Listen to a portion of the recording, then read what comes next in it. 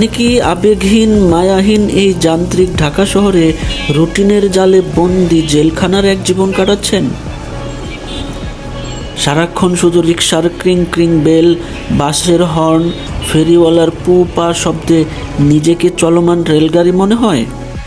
আপনি কি অসহ্য এই জীবন থেকে সাময়িক মুক্তি পেতে চান? জীবনের কোলাহল থেকে মুক্ত হয়ে এভাবে সবুজ গাছের নিচে বসতে চান?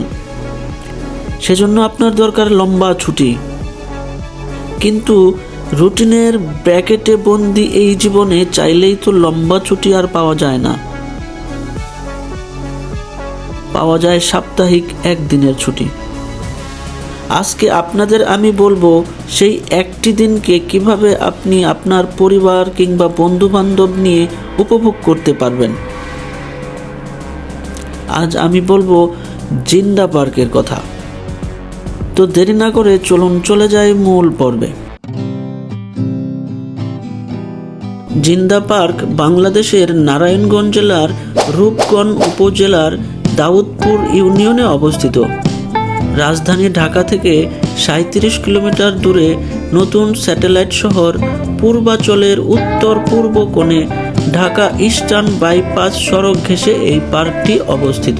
এই হচ্ছে চমৎকার জিন্দা পার্ক। গ্রিনারি, পুরোটাই নেচার আর নেচার। বিভিন্ন পুরানো দিনের বড় বড় গাছ, সাথে নানান ফল ফলাদির গাছ, নদী, তারপর বিশ্রাম করার সুন্দর সুন্দর জায়গা। এই পার্কটির একটি ছোট ও সুন্দর ইতিহাস রয়েছে। এই পার্কটি জিন্দা পার্ক নাম হওয়ার কারণ হচ্ছে এখানে একটি গ্রাম ছিল, যেই গ্রামটির নাম জিন্দা।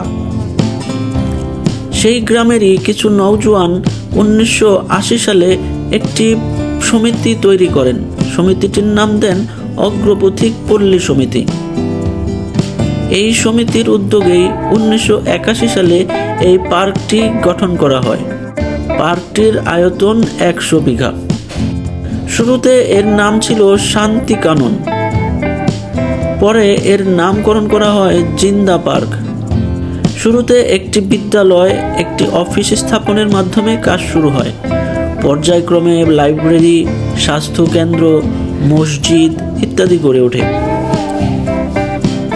1995 সালে রাজউক তার পূর্বাচল প্রকল্পের জন্য জিন্দা পার্ক এলাকাটি অধিগ্রহণ করে।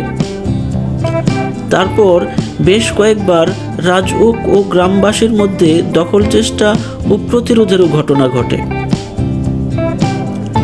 শেষ পর্যন্ত বিষয়টি নিয়ে যাওয়া হয় আদালতে। আদালতের রায়ে এই পার্কটিকে উক্ত সমিতির মানুষদের আন্ডারে দিয়ে দেওয়ার নির্দেশ দেয়। পার্কটির ইতিহাস এখানেই থেমে থাকেনি। 2014 সালের 27 ফেব্রুয়ারি পুলিশ জিন্দা পার্ক থেকে লোকজনকে সরানোর চেষ্টা করে, ফলে গ্রামবাসী আবার বিক্ষোভ করে। জিন্দা পার্কের নাম তখন রাজউক জিন্দা পার্ক রাখা হয়। গ্রামের মানুষের প্রতিরোধের ফলে এই ফাইসালাটি আবার হাইকোর্টের আন্ডারে চলে যায়। হাইকোর্ট এটিকে আবার অগ্রপথিক পল্লী সমিতির আন্ডারে দিয়ে দেয়। তখন এটির নামকরণ আবার করা হয় জিন্দা পার্ক হিসেবে। জিন্দা পার্কে প্রায় 250 প্রজাতির 25,000 গাছ রয়েছে।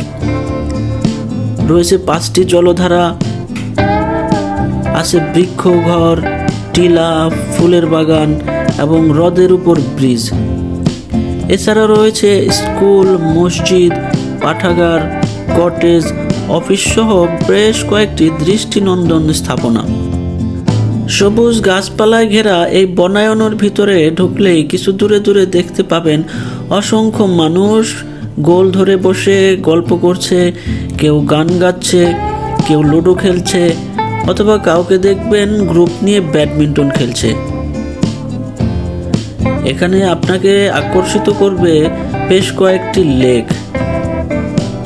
লেকের মাঝখানে রয়েছে দৃষ্টিনন্দন কৃত্রিম দ্বীপ, আর সেই দ্বীপগুলোতে যাওয়ার জন্য রয়েছে বেশ সুন্দর ভাসমান ব্রিজ।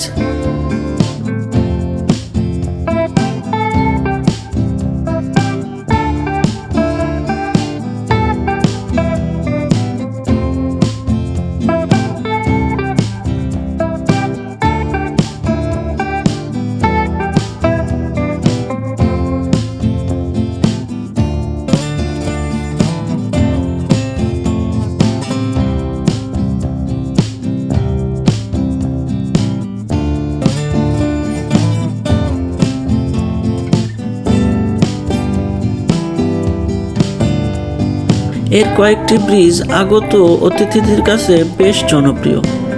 তার মধ্যে একটি হচ্ছে প্লাস্টিকের ড্রাম দিয়ে তৈরি ব্রিজ। এছাড়া বাঁশ দিয়ে খুব সুন্দর করে যত্ন সহকারে বানানো হয়েছে বেশ কয়েকটি পুল। দারুণ এই দ্বীপে পানিতে পা ডুবিয়ে ঘাসের উপর বসে থাকতে পারবেন, কারণ এখানে নেই কোনো চেঁচামেচি, নেই কোনো গাড়ির হর্ন। এরকম মোট 5টি ছোট বড় লেক আছে এই জিন্দা পার্কে। লেকের ঘাটে বাঁধা আছে ছোট নৌকা। মন চাইলে নৌকায় চড়ে লেকে ভেসে বেড়াতে পারবেন কিছুক্ষণ, পাশাপাশি উপভোগ করতে পারবেন প্রকৃতিকে। জিন্দা পার্কে প্রবেশের টিকিট মূল্য বিভিন্ন সময়ে বিভিন্ন হয়ে থাকে। সাধারণ দিনগুলোতে প্রাপ্তবয়স্ক প্রত্যেকের জন্য এর টিকিট মূল্য থাকে 100 টাকা এবং ছুটির দিনগুলোতে এর মূল্য থাকে 150 টাকা। ছোট বাচ্চাদের ক্ষেত্রে জন প্রতি 50 টাকা। কোথায় খাবেন? জিন্দা পার্কের ভিতরেই রয়েছে খাবারের রেস্টুরেন্ট, যেখানে মিলবে সাদা ভাত, ভাজি, ডাল, মাংস ইত্যাদি। একবেলা খাবার খরচ পড়বে 200 থেকে 250 টাকা।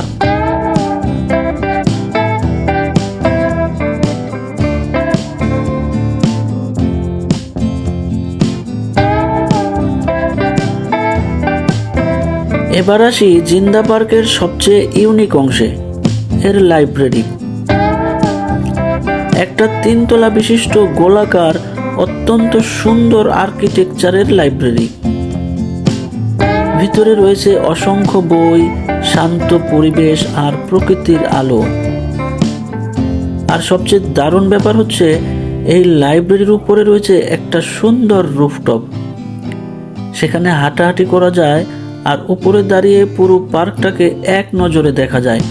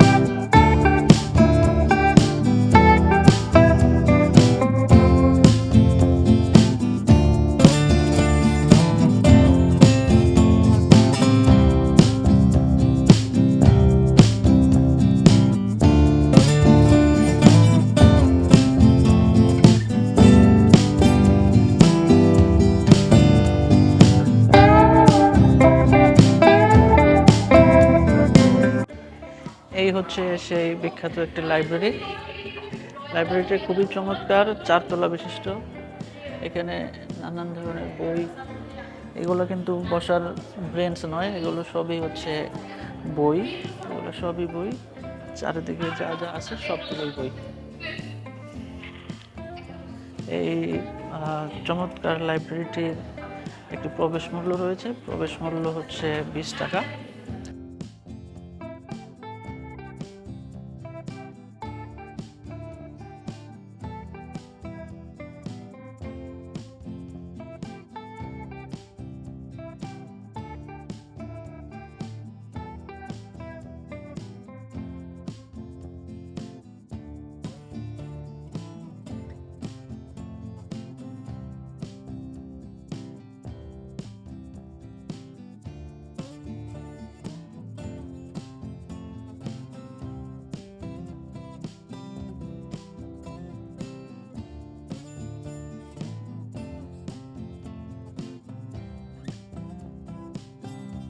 এটি হচ্ছে জিন্দা পার্কের ভিতরের যে লাইব্রেরি, সেই লাইব্রেরির একেবারে উপরের অংশ।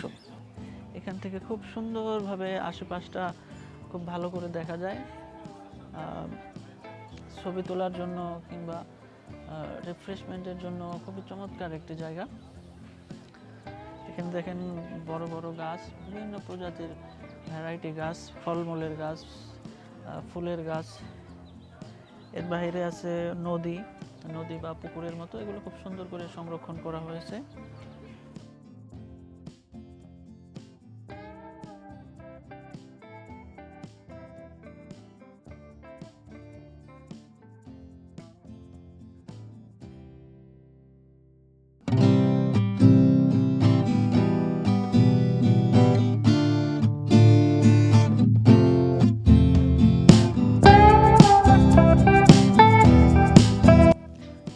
এটি হচ্ছে জিন্দা পার্কের একেবারে ভিতরের একটি চমৎকার মনোমুগ্ধকর জায়গা। চারিদিকে শুধু গাছ আর গাছ এবং পশু পাখালির ডাক। এই জিন্দা পার্কটি নারায়ণগঞ্জের রূপগঞ্জের অন্যতম একটি দর্শনীয় স্থান। যারা ঢাকা থেকে বা ঢাকার আশেপাশ থেকে একদিনের ট্যুরে ফ্রেন্ডস কিংবা ফ্যামিলি নিয়ে একদিনের ট্যুর করতে চান, তারা এখানে চলে আসতে পারেন। এখানে ঢোকার মূল্য হচ্ছে 150 টাকা। ছুটির দিনগুলোতে 150 টাকা, আদারওয়াইজ অন্য দিনগুলোতে এটার খরচ থাকে, টিকিট থাকে 100 টাকা। এই জিন্দা পার্কটির একটি ছোট্ট ইতিহাস রয়েছে। সেটি হচ্ছে এই জিন্দা পার্কটি তৈরি করে নারায়ণগঞ্জের অগ্রপথিক পল্লী সমিতি নামের একটি সমিতি। তারা তাদের বন্ধুবান্ধব নিয়ে এটি শুরু করে 1980 সালে। কিন্তু 90-এর দশকে স্থানীয় city corporation, Dhaka city corporation এটিকে তাদের আওতাভুক্ত করে নেয় এবং এটিকে পূর্বাচল প্রজেক্টের অন্তর্ভুক্ত করে। তখন এই গ্রামবাসী এটিকে বাধা দেয় এবং সরকারের সাথে, পুলিশের সাথে বেশ কয়েকবার সংঘর্ষ হয়। শেষমেশ এটি হাইকোর্টের রায়ে এই জিন্দা পার্ক হিসেবে আগের যেই অগ্রপথিক পল্লী সমিতি ছিল তাদের আন্ডারে চলে আসে। ঢাকা থেকে এখানে আসা খুবই সহজ, খুবই কাছের, 20 কিলোমিটার দূর। ঢাকা থেকে কুড়িল বিশ্ব রোড থেকে যারা লোকাল আসবেন, কুড়িল বিশ্ব রোড থেকে বিআরটিসি বাসে কাঞ্চন ব্রিজের এখানে চলে আসবেন। ভাড়া নেবে 40 বা 50 টাকা। কাঞ্চন ব্রিজ থেকে এখানে এসে অটো পাবেন, অটোকে বললেই তারা 100 টাকা বা 150 টাকা ভাড়ার মধ্যে আপনাকে রিজার্ভ জিন্দা পার্কে নিয়ে আসবে। আর যারা প্রাইভেট কার নিয়ে আসতে চান তারা 300 ফিট হয়ে কাঞ্চন ব্রিজের এখানে চলে আসবেন।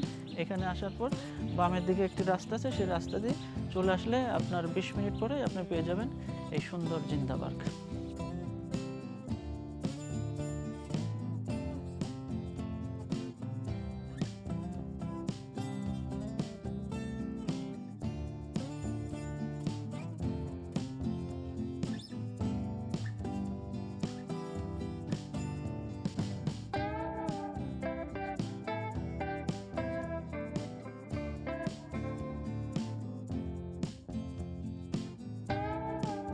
ভালো থাকবেন, সুস্থ থাকবেন।